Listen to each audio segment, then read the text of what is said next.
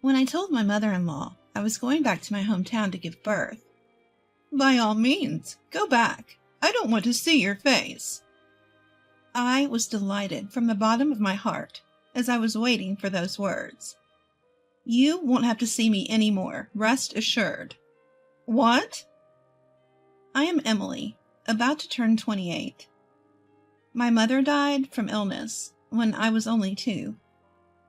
Since my father, a busy man, ran a clothing company with a 100-year-old tradition, I was looked after by my grandmother as he worked. My father was very strict, and I lived my life just as he told me to. Perhaps because of that, I had never dated a man, but I had given up, thinking it was destiny. After graduating from college, I worked briefly as my father's secretary at his company, but he said it was hard for him to work together and forced me to quit. I didn't get a job after that, because my father strongly stated that I don't need to work. However, my friends from university got jobs and started dating and getting married one after another, so I wanted to work too. I told my father one night, "Dad, can I work?" "No." He said one word without asking for a reason. "Why not?" "Because you don't need to work." "But I also need to go out into society and gain more experience." "Emily, don't talk back." "I'm not talking back. I'm not saying anything wrong." "You should just stay at home, Emily." "If you say that, I'll leave home. I'll leave home and go to work from there." "Emily, stop it." "No, I am an adult. I won't always do as you say." I cried and left the place. Even in my room, I cried for a long time. After a while, I called my friend from college, Lisa. "Can I come to your house now?" "Sure, but what's wrong? And can you go out at this time?" "I can't right now, but I'll figure it out. Can I stay at your place for a while?" Lisa's apartment was a luxury condominium gifted by her parents, boasting 3 rooms. "Seems like something's up." "That's fine. Just be careful on your way here." Quietly, I pulled out my suitcase, packed my belongings, and stealthily left the house, so as not to alert my father. I left a note on my desk stating that I was going to stay with a friend. Once outside, I hailed a taxi and headed towards Lisa's apartment. Upon arriving at Lisa's apartment, I was greeted with my favorite coffee that she had prepared.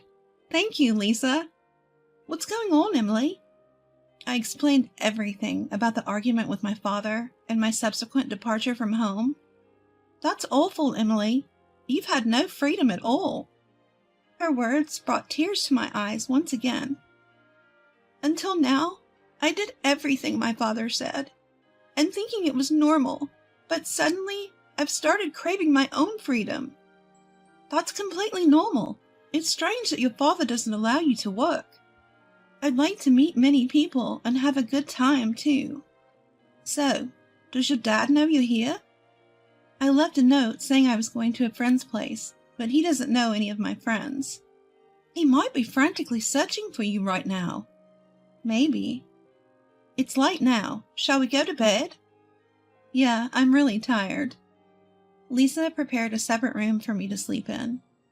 The next day, Lisa left for work. When I checked my phone, I saw about 10 missed calls from my dad. I felt sorry for him, and I sent him an email to assure him not to worry. In the evening, after Lisa finished work, she called me. "I'm going out for a drink. Why don't you join us?" Having little experience with social drinking, I was excited about going out. When I arrived at the location Lisa mentioned, I found her waiting with 2 men. "Sorry for keeping you waiting. So, who are these gentlemen?" Pointing to the shorter man, Lisa said. "This is my boyfriend, and the tall guy over there, he's single and ready to mingle." The tall man introduced himself with a refreshing smile. "Nice to meet you. I'm Max. Pleased to make your acquaintance." "Oh, nice to meet you. I'm Emily." That's how our relationship started. Max worked at a small company in the apparel industry. For a moment, I thought it was a company similar to my father's, but I quickly dismissed the thought. Max's family was the opposite of mine, with only his mother around, but he didn't discuss the reason, and I didn't ask. One day Max said to me, "I'd like to meet your father, Emily." I had been emailing my father several times since I left home, but I had no intention of going back home yet, so I didn't want to meet him. "I'll think about it, but I would like to meet your mom, Max." "Sure. When? Even today is fine, if you want." "Really? Today is fine? Then I should buy some kind of gift." "Yeah, my mom loves that kind of thing." As I found out later, my mother-in-law didn't just love that kind of thing. She got very cranky if I didn't bring those kinds of things for her. On the way to Max's house, I bought a cake at a bakery. Upon arrival at Max's house, my mother-in-law was waiting for us at the front door. When I asked Max why his mother was there, he told me he had sent her a message from the bakery. My mother-in-law stared at me and asked, "And your name is?" "Ah, I'm Emily. Nice to meet you." "What do you do for a living?" "I'm currently unemployed, but I plan to work soon." "Oh, so you're just idling about. How nice it must be to be a rich young lady." "I'm not rich. That's why I want to work." "You don't need to talk back. What do your parents do?" "My mother passed away when I was young. My father works at a company." Max, who had been watching my conversation with his mother from the side, said, "How long are you two going to talk here? Let's go inside." "Right. By the way, Max, did she bring anything? Surely she didn't come empty-handed." In a rush, I handed my mother-in-law the paper bag containing the cake. This isn't much, but..." Grabbing the bag almost violently from my hand, she peered inside and commented, "I didn't really need anything, but I guess I'll take it." In a few minutes I had spent talking to my mother-in-law. I had grown to despise her, and I felt sorry for anyone who had to call such a person mother-in-law. Entering the living room, my mother-in-law bombarded me with questions, and I gave her only bland answers. Regardless, she continued to interrogate me relentlessly, almost as if I were a criminal suspect. Exhausted by the barrage of one-sided questions, I told Max the moment her line of questioning eased. "Max, I think I should go soon." At that, my mother-in-law's face turned red with anger. "Do you really hate being with me that much? You've been giving me half-hearted replies to my questions this whole time." "Mom, please calm down." "Max, why on earth did you bring such a rude woman here? There must be better women out there." I snapped back at her. "What about me is rude exactly? If there's something I should improve, then tell me so I can work on it." That seemed to incense my mother-in-law even further. "You're quite cheeky, aren't you? All you have to do is answer my questions." "I've been answering everything you've asked." "You dislike me, don't you? I can see it in your face." I wanted to say yes, but I couldn't. "I'm just tired and would like to go home." "Well, aren't you audacious? I wonder what kind of education your parents gave you. They mustn't have been good parents. I would love to see what they look like." Hearing her badmouth my parents, I was overwhelmed with sadness and began to cry. "Oh dear, now you're crying for sympathy. If you want to go home so badly, then go. It'll be a breath of fresh air. Also, I'm going to feed this cake you brought to my dog, Charlie. But Charlie is quite a pampered pooch, so he might not eat such a cheap cake." Laughing, my mother-in-law pointed at the cake I had bought. "Mom, enough is enough. Max, you really have no eye for women." Max frowned at his mother's comment and retorted, "Why are you always so argumentative? Can't you act more mature for once?" Max shot back, causing his mother to lose her energy instantly. All I want is a good wife for you, Max. I get that, but I'm an adult too, you know. I'm not a kid anymore, so I can handle my own stuff. Hearing Max's words, his mother's eyes filled with tears, and she left the room. With a teary face, I decided to leave too, but Max followed me and apologized. Emily, I'm sorry for all the harsh words my mom said. She must be jealous, thinking that she's losing me to you. I'll talk to her about this, okay? Please don't let this discourage you from coming again. I'm really hurt by what your mother said about my parents. Max, I don't want to see your mother again. The moment I said that, a wave of sadness overwhelmed me, and I burst into tears, throwing myself into Max's arms. Max held me close and after a while suggested, "How about we go somewhere now?" Barely nodding, I left the house with Max. Since Max didn't have a car, we took the train and got off at a station by the beach. We sat on a bench on the sandy beach, staring at the sea for a long time. 2 months passed since then. I found out that I was pregnant. When I consulted Max about it, he proposed. Let's get married. We don't have to have a ceremony, but we'll make it official. We can live at my house, okay? I don't make much money at my job, so I can't afford to rent an apartment. I'll make sure to talk to my mom about not saying unnecessary things to you, Emily. Living with his mother wasn't ideal for me, but there was no other place to live. Okay, I'll try my best to get along with your mother. Thus, I ended up living with my mother-in-law. Because I was getting married, I went back home to tell my father about it. He looked delighted when he saw me. It's good to see you looking well. I know we've been in touch, but it's been a while since I last saw you. I'm sorry, Dad. I have something important to tell you. My father's expression changed immediately. I told him about my encounter with Max, my pregnancy, and our plan to get married. My father listened silently. When I finished, he simply said, "Well, congratulations. Can't wait to meet my grandchild." His smile looked forced. Dad, thank you. I'm sorry for bringing such sorrow as a daughter, I said as tears flowed down my face. My dad was also crying.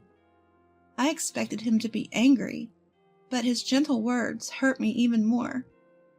I ended up moving into my mother-in-law's house. Lisa, who had been taking care of me ever since I left my home, said to me, "You better show me your cute baby's face soon." Yeah, of course, and you should get married soon, too. I want to get married soon, too, but he just won't make up his mind. But I think it'll work out somehow. Let's go out for dinner together again. I planned to move on Sunday, but my mother-in-law said it was a bad luck day, so I changed it to Saturday. The move was completed safely on Saturday morning. While the movers were carrying my belongings, my mother-in-law just stood there, watching them. She was repeatedly told by the movers to step back, because it was dangerous, but she wouldn't move. When the move was over, my mother-in-law called me over and said, "You didn't give them what they're supposed to get, right?" I didn't understand. Huh? It seemed she misunderstood me, pretending not to know, and she went away and handed something to the leaders of the movers. Seeing that, I understood what she was saying, but when she came back to me, she said, "Emily, dear, it seemed like you didn't want to part with your money, so I gave it for you. Of course you'll pay me back later." She then told me an absurd amount of money. It was way beyond what was generally considered reasonable, so I said, "You gave them that much?" "Oh dear, was that bad?" "It's not bad, but I think the amount was a little too much." "It's the thought that counts in these situations. If you skimp, you'll be cursed." "I'm not saying I'm skimping." I didn't say anything more because I knew it would lead to another argument. My mother-in-law had this face saying, I'm right no matter what you say. That's when Max showed up and said to my mother-in-law, Mom, what's up? What did you say to Emily? Just nothing. My mother-in-law replied succinctly, then walked off. You okay? I told her not to mess with you, you know. Thanks. Deciding not to mention to Max that I almost had another argument with my mother-in-law. I knew if I did, he might mention it to her, causing her to grow even more hostile towards me. After moving in, my mother-in-law barely spoke to me, obviously avoiding me. There were even weeks when she wouldn't utter a word to me, and those days were bliss. One day, Max brought home some work documents in an envelope. It was marked with the company name, Star Textiles, Inc., and that made me gasp. That was a name I had heard many times during my time working for my dad's company. They were one of our subcontractors. I asked Max, "Is this your company's envelope?" Yeah, why? I was just wondering. I just realized that I didn't know much about your company. I didn't tell him that his company was a subcontractor to my father's. For some reason, I felt it was better not to say anything. Well, we're just a small subcontractor. If our parent company decided to drop us, we'd go bankrupt instantly, and all the employees would lose their jobs. Max laughed with his wistful look. About a month later, Max started coming home late from work. He also seemed down, so I asked him, "You've been coming home late recently. Is something wrong? You don't seem yourself." He admitted and said, "The company's in trouble." "What, like going bankrupt?" Max nodded. "The parent company suddenly decided to cut our orders by half. Now our boss is begging them every day to continue business as usual. We're also looking for new clients. But if neither of those things work out, we're going bankrupt." As I listened to Max's story, I thought about asking my dad to help Max's company. But my father is strict about his work, so he would never help a business partner out of personal feelings. For some reason, the number of business partners must have been halved. I told him that my father's company is the parent company of Max's. Max was surprised at first, but then he told me with a twinkle in his eyes, "Emily, please, beg your father not to reduce his business with us." "I'm sorry, Max. My father is strict in business. He would never make such a decision based on personal matters." "Could you at least try, Emily?" "It won't help." As I said this, Max got down on his knees before me. "Please, I beg you." "Stop it, Max. Don't do this." "I'll talk to my father, but I know it won't make a difference." As Max raised his head, tears of relief streamed down his face. That night, I called my father and explained Max's desperate plea. "So, the company Max works for is Star Textiles. I guess I have to help them then." I was surprised. I had expected my father, with his strict business mindset, to refuse outright. "But I have two conditions. First, I will continue to do business with Star Textiles as before. But I want Max to leave that company and work for mine. Second, you and Max will move in with me. Is that acceptable?" "So you're saying Max should transfer to your company?" "I'll talk to him about that, but why do you want us to live with you?" My father answered, sounding a bit uncomfortable. "I just want my daughter close by." "Okay, but why did you decide to reduce your dealings with Star Textiles in the first place?" "A new company approached us with a very attractive proposal, so we decided to do business with them. But after some research, we found out that they have a history of breaking promises, so we were planning to call off the deal." "So even if I hadn't asked, Star Textiles would have been fine?" "Maybe." My father laughed, and I couldn't help but laugh too. After hanging up, I immediately relayed the conditions my father had proposed to Max. He was relieved that Star Textiles was no longer in jeopardy, but he seemed hesitant about moving to my father's company. It's hard for me to consider working for your father's company, Emily. I've always worked hard at Star Textiles, and I have a lot of good colleagues. I'll tell my father what you said. I called my father again, and when I relayed what Max had said, my father responded. He indeed said that? Huh. He's a responsible good man. Got it. He can keep doing his best at Star Textiles, but I'm not backing down about you guys moving into my house. Understood. After the phone call, Max was overjoyed when I told him what my dad had said. I told Max, just remember, don't let your mother know about my father's company. If she finds out, she'll start nagging again. Right. Got it. Several weeks later, I decided to go back home for the birth of our child. Even though it's just my father and elderly grandmother at home, it's way better than being taken care of by my mother-in-law. I waited until my mother-in-law was having her afternoon tea in the living room, and I approached her. Mother-in-law, about my childbirth, I've decided to go back home. It's just my dad and my grandmother, but my grandma is still very active and full of energy. When I said this, my mother-in-law looked at me with hateful eyes and said, By all means, go back. I don't want to see your face.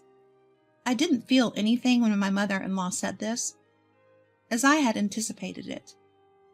You won't have to see me any more, so rest easy. What? I mean, I won't be coming back here anymore. And soon, Max will be moving to my parents' house as well. What are you talking about? Max is too busy with work to move. It's okay now. At that moment, Max came in and said to his mother, Mom, my company is going to be okay now. Emily helped me. What are you talking about? Emily's dad is the owner of my company's parent company. What? Hearing this, my mother-in-law raised her voice and stared at me for a while before saying, Emily, I had no idea you were the daughter of the owner of a parent company of Max's. I've been very rude to you up until now. My mother-in-law bowed deeply. It's okay now. May I ask you for a favor? I'd like to live together at your parents' house as well. Mom, no, you can stay here. Yeah, I don't want to live with you, mother-in-law.